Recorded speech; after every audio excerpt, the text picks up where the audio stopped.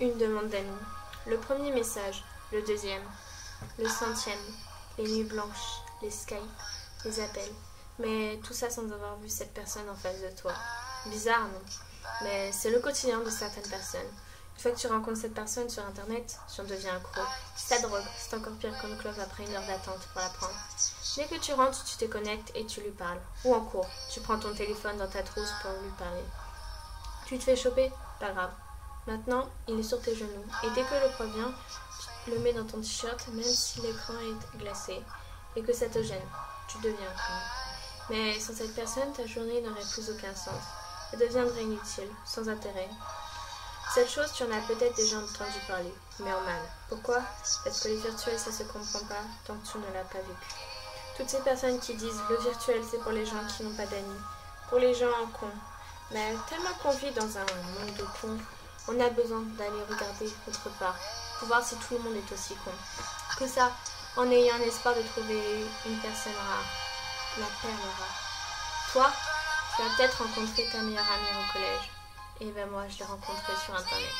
Nous vivons dans un monde où les gens sont tous pareils, où les vêtements peuvent se confondre, dans un monde de clowns, de copies. Donc, désolée si moi j'ai envie de rencontrer une personne originale, qui sait s'accepter et qui n'a pas besoin des autres pour vivre. Toi, quand je te vois et que je te compare à une personne au hasard dans la rue, je ne vois pas de différence. On voit des gens comme toi à chaque coin de rue, et c'est horrible. Tu n'es original, donc pourquoi mourir en copie? Tu m'expliques l'intérêt? C'est la mode, tu dis. Mais tu sais, la mode, c'est un mode d'emploi pour les cons. Chacun a son style à la base. Mais toi, tu as la tête, enfin, tu essaies d'avoir la tête, le corps, les tenues de ton idole. Mais abandonne, parce que tu es beaucoup mieux au naturel. Suis mes conseils, et tu verras, la vie aura beaucoup plus de sens à tes yeux.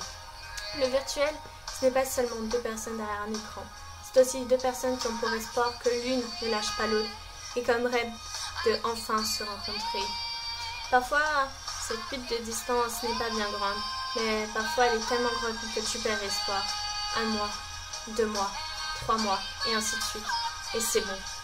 Tu vas enfin pouvoir rencontrer cette personne, un rêve qui devient réalité.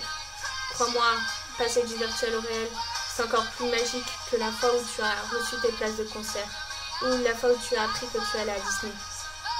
Le virtuel, c'est non seulement 2 personnes ou plus qui se parlent grâce à Internet, mais c'est aussi une sorte de rêve. Ça t'encourage, ça te met le sourire, et même parfois ça te fait pleurer.